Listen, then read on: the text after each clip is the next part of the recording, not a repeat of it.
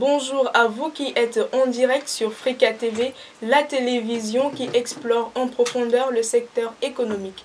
L'émission, c'est Afrique Eco, un programme d'échange d'idées sur les performances et contre-performances de l'économie africaine. Ce samedi, nous sommes en entretien avec M. Zodès Tawine, qui est le président de la Fédération camerounaise du e-commerce. Avec lui, nous allons comprendre ce que c'est que le e-commerce et aussi il va nous partager quelques passions de la Fédération camerounaise du e-commerce. Il va nous dire en quelque sorte ce que c'est. Bonjour Monsieur Zodès Tawine. Bonjour Suzanne. Vous êtes président de la Fédération camerounaise du e-commerce. Tout à fait. Alors déjà, vous allez commencer par nous dire c'est quoi le e-commerce? Voilà, pour faire simple, le e-commerce, c'est le commerce en ligne ou encore le commerce électronique. Bien. Et c'est quoi la Fédération camerounaise du e-commerce? Voilà, la Fédération camerounaise du e-commerce est une organisation qui regroupe en son sein des acteurs du secteur du e-commerce réunis soit en association, soit en entreprise qui exercent sur le marché camerounais. Et quelle est la mission de cette fédération en fait? La mission de la Fédération camerounaise du e-commerce, entre autres, on peut citer la promotion du e-commerce au Cameroun, mener des études récurrentes afin de ressortir l'évolution concrète du secteur. Nous avons, entre autres missions, de jouer le rôle d'intermédiaire entre les pouvoirs publics, les acteurs du secteur et les consommateurs.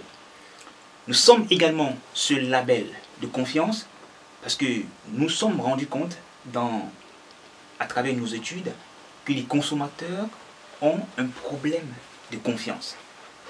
Donc, ils ont du mal à faire confiance au e-commerce parce que pour la plupart, jadis, ils se sont fait arnaquer en ligne. Il est donc question aujourd'hui pour la Fédération d'instaurer un véritable climat de confiance entre les acteurs du secteur, donc les e-commerçants et les consommateurs. Nous avons, entre autres missions, d'organiser des événements dans l'optique de sensibiliser les populations sur les bonnes pratiques en ce qui concerne le e-commerce, comment passer une commande, comment donner son adresse de façon un peu plus concrète, comment permettre à un coursier de pouvoir le repérer facilement où est-ce qu'on est situé. Donc, voilà, entre autres missions. Et puis, nous avons également pour mission de participer à des événements organisés par nos pairs. Nos pairs, c'est-à-dire, nous sommes membres actuellement de la e-commerce foundation, qui est une organisation internationale qui regroupe en son sein les différentes associations du e-commerce dans le monde. Nous sommes également membres de la FIRE, le Forum International of Real Estate Association Executive, qui regroupe l'ensemble des présidents d'associations qui promeuvent le e-commerce dans le monde. Nous participons donc à ces événements-là pour pouvoir bénéficier de l'expérience comme les autres et également faire un partage d'expérience parce que vous savez l'Afrique en général et le Cameroun en particulier regorge d'un potentiel assez fort en ce qui concerne le commerce électronique.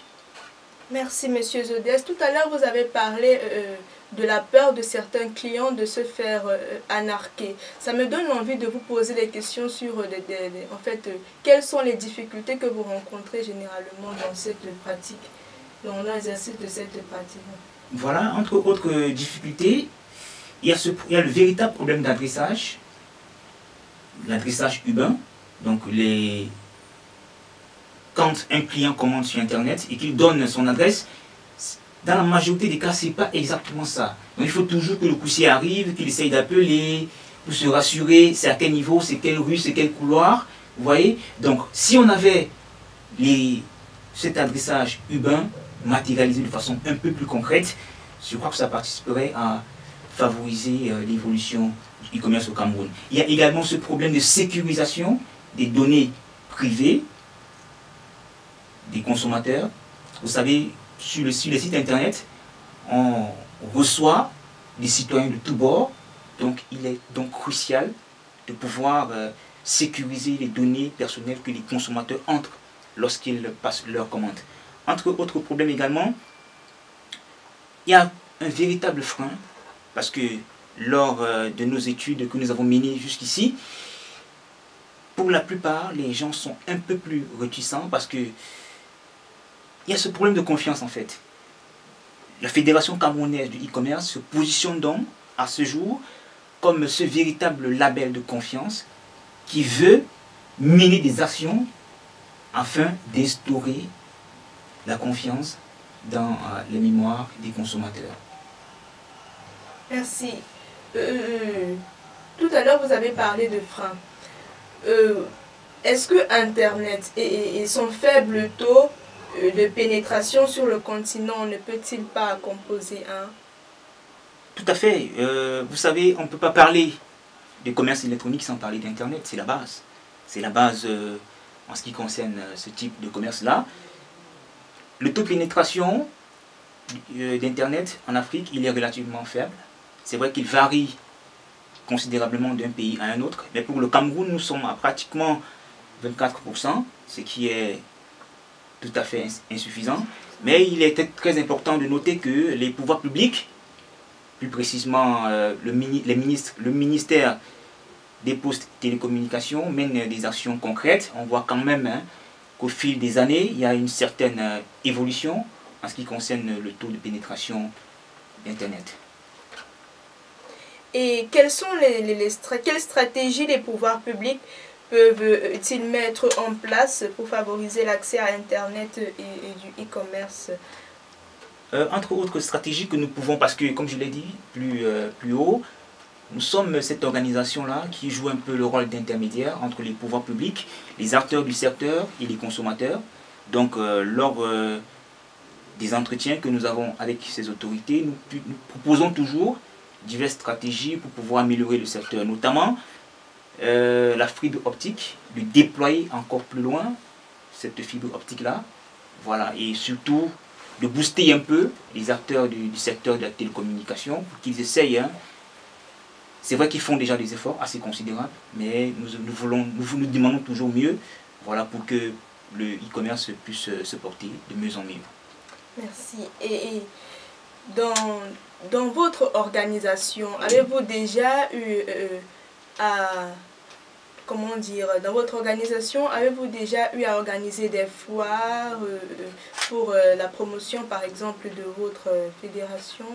Voilà, il est important de rappeler ici que la Fédération camerounaise du e-commerce organise pas mal d'événements afin de toujours réunir ses membres en réseautage, c'est très important pour nous, mais surtout de permettre cette rencontre B2B ou B2C entre les acteurs du secteur du e-commerce et les consommateurs. Parce que nos membres sont en contact généralement avec les consommateurs, c'est plus en ligne. Maintenant, le fait de pouvoir se rencontrer de façon physique, ça permet, comme je l'ai dit tantôt, d'instaurer ce climat de confiance-là. Donc nous avons pas mal d'événements sur lesquels nous travaillons. Il y a entre autres le déjeuner des e-commerçants. Il y a e-commerce award qui récompense les acteurs du secteur qui se démarquent véritablement. Mais il y a surtout la foire africaine du e-commerce qui est un événement panafricain qui vise à promouvoir le e-commerce sur le continent. C'est un événement que nous allons organiser pour la première édition dans la sous-région CEMAC, pas forcément au Cameroun. Nous allons l'organiser nous allons choisir un pays dans la sous-région. Il faut préciser aussi que nous avons déjà en ce moment l'accompagnement de la conférence des Nations Unies pour le commerce et le développement qui a décidé de nous accompagner. Voilà, nous avons également pas mal de partenaires. Nous pouvons citer entre autres e-commerce Foundation qui est notre organisation mondiale mère. Voilà, donc il y a tous ces partenaires-là qui vont nous accompagner véritablement pour qu'ensemble nous puissions promouvoir le e-commerce en Afrique. Bien, et Et quels sont, entre autres, vos projets imminents? Les projets imminents, nous avons une étude de marché que nous allons lancer là, fin du mois prochain, pour permettre de ressortir les problèmes liés au mode de paiement. Il est quand même important de préciser que au jour d'aujourd'hui, le mode de paiement le plus répandu, c'est le paiement cash à la livraison. J'ai tout à l'heure énuméré un problème lié à ce mode de paiement-là. Voilà. Mais aujourd'hui, puisque le e-commerce n'est pas encore véritablement implanté sur le continent, les acteurs, pour mettre les clients en confiance, sont obligés quelquefois de leur proposer ce paiement en cash à la livraison. Voilà. Maintenant, nous sommes en train de voir, parce qu'il y a aussi les paiements électroniques, notamment avec les opérateurs de téléphonie mobile, mais il y a d'autres types de paiements que nous pouvons développer et nous travaillons véritablement dans ce sens-là avec les entreprises qui évoluent dans ce secteur. Voilà, donc c'est entre autres projets que nous avons. Nous allons également, nous sommes en pourparlers avec le bureau Veritas, parce qu'il est question pour nous, je l'ai dit plus tôt, d'instaurer un véritable climat de confiance, c'est-à-dire, à moyen terme, toutes les associations ou entreprises qui seront membres de la Fédération camerounaise du e-commerce auront l'obligation d'être certifiées. Et pour cette certification, nous sommes en pourparlers avec le bureau Veritas. Dites-nous, Monsieur Zodestawin, quelles stratégies les pouvoirs publics peuvent-ils mettre en place pour favoriser l'accès à Internet et au commerce électronique? Merci Suzanne pour cette question. Voilà, il est important de rappeler que jusqu'ici, les pouvoirs publics mènent des actions concrètes pour le déploiement de la fibre optique, mais seulement nous en demandons encore plus. J'ai dit tantôt que la Fédération camerounaise du e-commerce a également pour vocation de jouer ce rôle d'intermédiaire entre les consommateurs, les acteurs du secteur et les pouvoirs publics. Donc, entre autres propositions que nous avons faites aux autorités, c'est d'inciter les acteurs du secteur de la télécom à pouvoir déployer encore plus la fibre optique. Voilà, ce qui permettra à coup sûr de dénicher encore plus de potentialités en ce qui concerne le commerce électronique. Et en tant qu'organisation, avez-vous déjà eu à organiser des événements pour la promotion de votre fédération? En fait, nous ne faisons pas la promotion de la Fédération camerounaise du e-commerce. Nous faisons la promotion du e-commerce.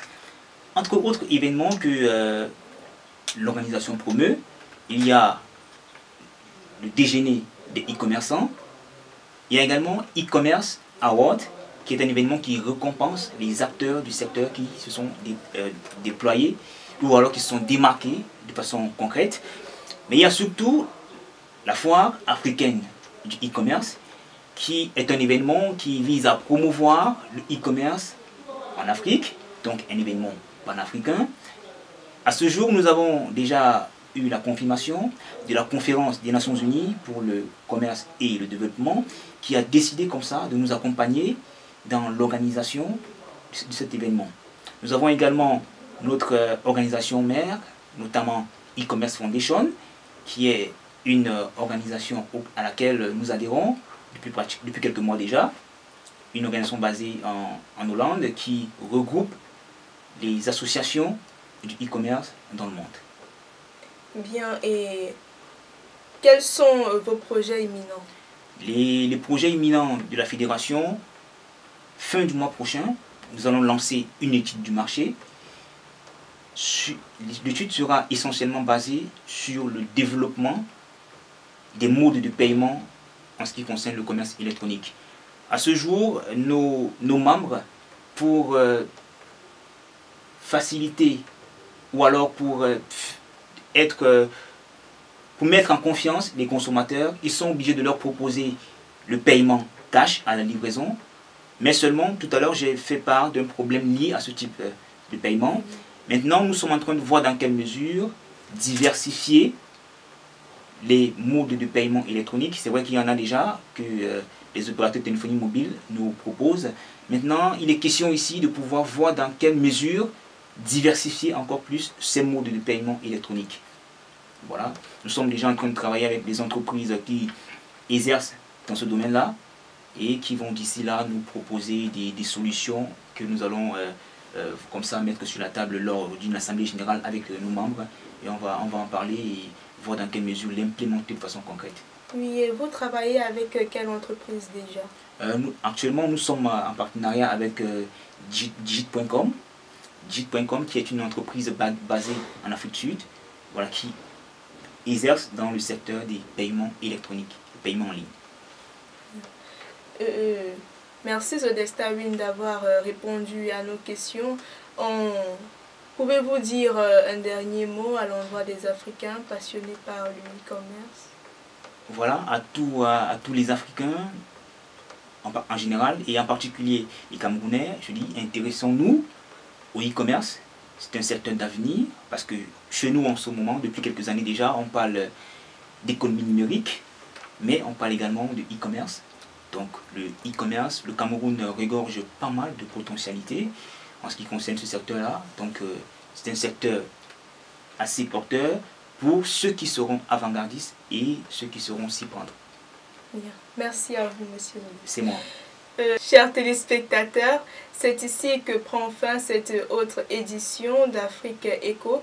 Nous étions en entretien avec Zodestawin qui est président de la Fédération camerounaise du e-commerce. N'oubliez surtout pas, Afrique Eco, c'est tous les samedis dès 11 h.